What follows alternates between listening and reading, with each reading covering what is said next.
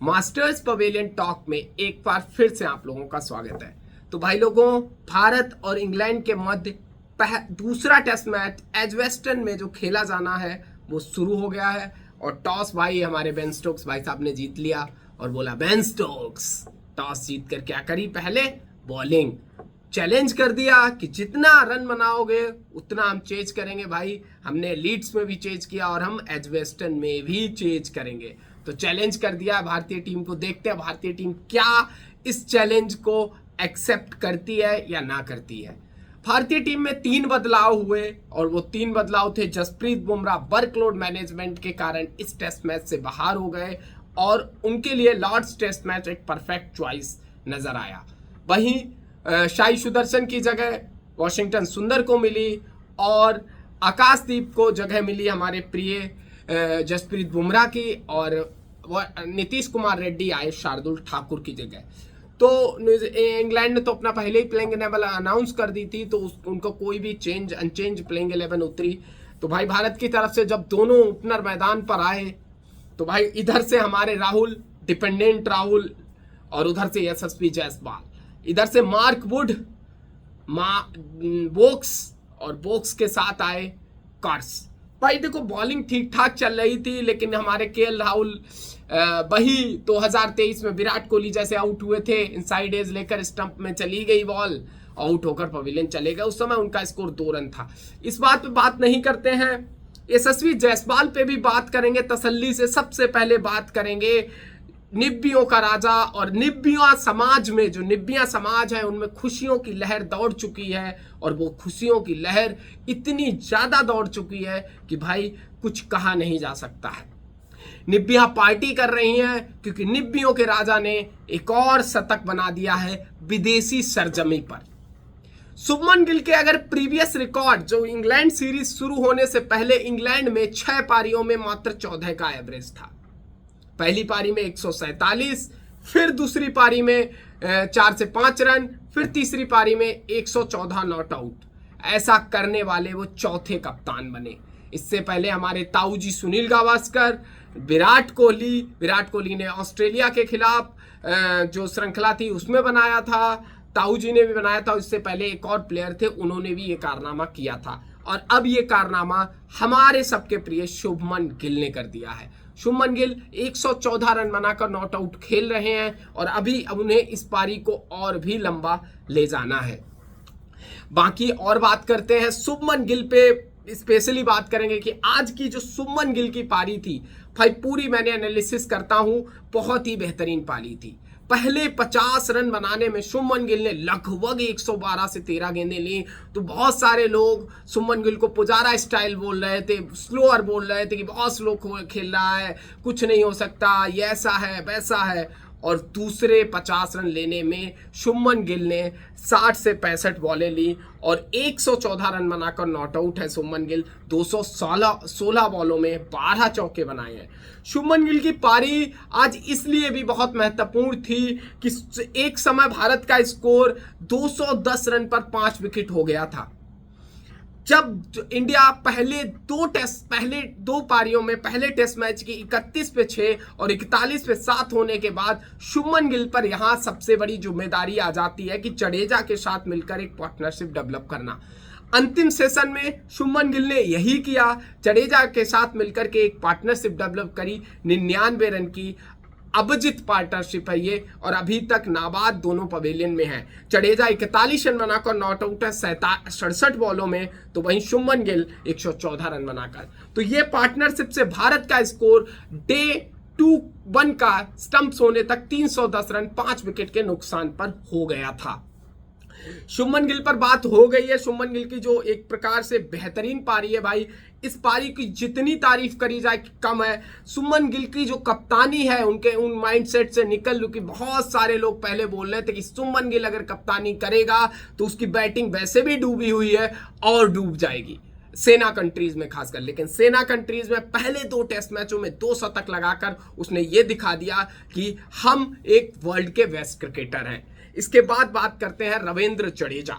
Sir Ravindra Jadeja, ऐसे ही नहीं उन्हें सर बोला जाता है। इस टेस्ट मैच में सब लोग रविंद्र जडेजा को बाहर बिठाने के लिए पीछे ही पड़ गए थे। कि भाई बिठा दो बिठा दो। एजवेस्टन टेस्ट में आपको याद होगा ऋषभ पंत के साथ जब भारत के 100 पे 5 हो गए थे तो बंदे ने शतक बनाया था। यहां से या तो शुभमन गिल या रविंद्र जडेजा किसी एक को शतकीय पारी खेलनी पड़ेगी। शुभमन गिल को डबल 100 की खेल सकते हैं तो वहीं रविंद्र जडेजा अपनी शतकीय पारी खेलकर भारत को एक और मजबूत स्थिति में ले जा सकते हैं। यहां से 100 से 150 रन भारत बनाता हुआ मुझे दिख रहा है। बाकी अभी कुछ पता नहीं है कि भारत के साथ क्या और कब क्या हो जाए। ये भारतीय टीम एक अनप्रिडिक्टेबल टीम है लास्ट लोअर ऑर्डर के लिए। तो रविंद्र जडेजा जब 2 पारियों में उनके साथ कोई टिका ही नहीं भाई। प्रसिद्ध कृष्णा वो भी पवेलियन चले जाते, छक्का मारने जा रहे थे, रविंद्र जडेजा एक छोर से मार रहा था तो थोड़ा टिका रहना चाहिए था। और सिराज साहब वो भी नहीं टिकते हैं, शार्दुल साहब वो भी नहीं टिके। इस बार कोई प्रॉपर बल्लेबाज मिला। अगर यहां पर रविंद्र जडेजा आउट हो जाते तो रविंद्र जडेजा फ्लॉप माने जाते, लेकिन यहां पर उन्होंने अपने धैर्य के साथ बैटिंग करी और शानदार 41 रन की पारी के साथ नाबाद लौटे। अब बात करते हैं यशस्वी जायसवाल। यशस्वी जायसवाल के 87 रन बहुत अच्छे लग रहे हैं, शतक नहीं है लेकिन अच्छे लग रहे हैं। लेकिन ये अच्छे जब लगेंगे जब यशस्वी जायसवाल 2 से 3 कैचेस पकड़ेंगे। कैचेस क्योंकि अगर एक भी कैच, मान लो जो रूट का कैच छोड़ दिया, मान लो किसी का भी कैच छोड़ दिया तो मुसीबत में इंडियन टीम आए। जो रूट का 33 पे कैच छोड़ा 233 बना दिया, 200 रन जायसवाल पे लग जाएंगे। तो जायसवाल की पारी बहुत अच्छी थी, हमेशा रन आएंगे जायसवाल के बल्ले से। जायसवाल को अपनी फील्डिंग अच्छी करनी पड़ेगी।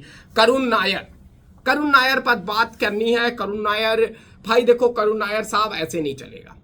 आप 6 नंबर आए, फ्लॉप हुए, आपको 3 नंबर भेजा, आपको कुछ करके दिखाना पड़ेगा, आपको प्रूफ करना पड़ेगा, खुद को अपनी टीम में स्थापित करना पड़ेगा क्योंकि आपकी जगह अभी स्थापित नहीं है। इसमें ये अभिमन्यु ईश्वरन भी आ सकते हैं, फिर साई सुदर्शन की वापसी हो सकती है। तो अभी आपकी जगह टीम में स्थापित नहीं है और आप 31 रन बनाओगे 50 बॉलों में, अच्छे रन है, आपने पुरानी करी है बॉल। लेकिन सबसे बड़ी चीज आप अपना विकेट फिर फेंक कर गए हैं, प्रॉपर फेंक कर गए हैं भाई, प्रॉपर।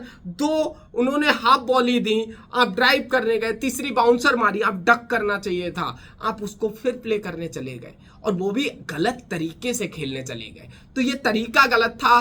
थोड़ा करुण नायर को अब अपने आप में मैच्योरिटी लानी पड़ेगी, मैच्योरिटी लेवल को बढ़ाना पड़ेगा और क्रिकेट के गेम में थोड़ा इन्वॉल्वमेंट लानी पड़ेगी। नीतीश कुमार रेड्डी पे कितनी बात करेंगे। देखो कल को हमारे गौती भाई साहब क्या करेंगे, चलो नीतीश कुमार रेड्डी फ्लॉप हो गया, शार्दुल को फिर वापस ले आओ, कुलदीप को ले आओ, उसको ले आओ, इसको। अब एक चीज तय करनी पड़ेगी, नीतीश कुमार रेड्डी के कान में एक बात कह दो कि नंबर 6 आपका है, ये 4 टेस्ट मैच मैं आपको दे रहा हूं, आप प्रूफ कर दिखाएं मुझे। बस एक बात गौती भाई को उनके कान में बोल देनी है। फिर वो नीतीश कुमार रेड्डी की चाहत है, सोच है कि वो इन 4 टेस्ट मैच में क्या करते हैं क्या नहीं करते। फिर आपको डिसीजन लेने का मौका है कि नीतीश कुमार रेड्डी को बाहर करना है या अंदर रखना है।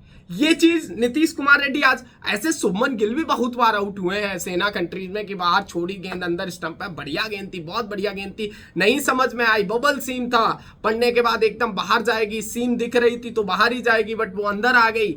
ये चीज शुभमन गिल ने भी, टेक्निकल फॉल्ट बहुत है लेकिन शुभमन गिल एक बहुत अच्छा लर्नर है, अपनी गलतियों से सीखता है। बहुत सारे लोगों ने बोला कि शुभमन गिल गलतियों से सीखता, इसीलिए आज वो कप्तान है और ये जिम्मेदारी बड़ी बड़ी पारी खेल कर गए। ऋषभ पंत पर बात करनी स्पेशली, ऋषभ पंत को क्रिटिसाइज नहीं करना चाहिए भाई। देखो मैं सीधी बात आपको बताता हूं, पहले 2 पारियों में 2 शतक बनाए, यहाँ 25 रन पर, अब वहां कहेंगे विकेट फेंक कर चला गया। यार गेम ही उसका वही है, वही गेम है यार उसका, वही शॉट मारना, अगर वही थोड़ा एलिवेशन मिल जाता तो वो पार चला जाता। क्रॉली का कैच अच्छा था, उनकी फील्ड प्लेसमेंट अच्छी थी कि उन्होंने प्लान करके वहां पे फील्ड रखा, उन्होंने मिड ऑन रन रखा, उन्होंने मिड विकेट रखा और जो ऋषभ पंत थे वो बी में मारने गए, वो स्ट्रेट मारने गए, वो थोड़ा सा बॉल मिड विकेट की तरफ, जिस तरीके की प्लानिंग थी बॉल भी वही थी और ऋषभ पंत ने शॉट भी वैसा ही खेला। तो इसमें ऋषभ पंत की कोई गलती नहीं, एक फेलियर हर किसी का बख्शा जा सकता है। 25 रन बनाए ऋषभ पंत ने, बेहतरीन, कोई बात नहीं। लेकिन सबसे बड़ा जो आपको समझ समझना पड़ेगा करुण नायर को, समझना पड़ेगा अब नीतीश कुमार रेड्डी को। अभी एक पारी हुई है, कोई ज्यादा हाउच पाउच करने की नहीं है दिमाग में एकदम कि हाउच पाउच बचा दो, ये कर दो। अभी समझना पड़ेगा और थोड़ा टाइम देना पड़ेगा खुद को ग्राउंड पर, और फिर जाकर के अपने आप को एनालाइज करके एक टेस्ट क्रिकेट में इनिंग आपने मेलबोर्न के एमसीजी के ग्राउंड पर शतक लगाया, आप में कैलिबर है, तो फिर उस कैलिबर को बस आगे लाना है। नीतीश कुमार रेड्डी के लिए मेरी यही बात है। बाकी देखो यार, सब पे बात हो गई है। जडेजा भाई का शतक नहीं आया, लेकिन ये 41 बहुत बहुमूल्य रन है और ये 99 रन की साझेदारी बहुत बहुमूल्य साझेदारी है, क्योंकि ये पारी यार 210 पे 211 पे 5 थे, 240 पे भी ऑल आउट हो सकती थी अगर जडेजा आउट हो जाते, क्योंकि सुमन गिल एक छोर से खड़ा रहता, 300 पे भी ऑल आउट, लेकिन 310 पे 5 है। कल अगर 100 से 150 रन और जोड़ते हैं तो ये भारत के लिए बहुत बहुमूल्य होंगे भाई। 2 विकेट क्रिस वोक्स को मिले 21 ओवर में 59 रन दे करके, कर्स को 1 विकेट मिला और एक विकेट स्टोक्स को और शोएब बशीर को। भाई ये जायसवाल और स्टोक्स भिड़ गए इसी चक्कर में। जायसवाल वो बहुत खराब गेंद थी, उसको छोड़ भी सकता था, कट मारने गया क्योंकि एटीट्यूड में कट मारने गए। भाई देखो, किसी बात से गुस्सा नहीं होना है, आराम से अपने काम को कूल रखना है और कूल काम होकर ही आपको शॉट्स खेलने हैं, यही बात है मेरी। और सबसे बड़ी बात कि भाई देखो, मैंने आपको बताया भारत के विकेट, तीसरा विकेट जब 161 पे गिरा यशस्वी जायसवाल के बाद 50 रन की लगभग साझेदारी हुई ऋषभ पंत के साथ और 211 पे 5वां गिर जाता, लेकिन इसके बाद डबल विकेट गिरने के बाद एक और विकेट नहीं गिरा, बचाकर रखा। तो भाई यहीं तक था। और देखो, पोस्ट मैच एनालिसिस है ये, पोस्ट डे एनालिसिस है ये, तो ये मतलब जो भी है यार, तो एक काम करो यार, चैनल को सब्सक्राइब कर दो आप लोग भाई साहब, और वीडियो को लाइक करो। मिलते हैं अगली वीडियो में, तब तक के लिए धन्यवाद।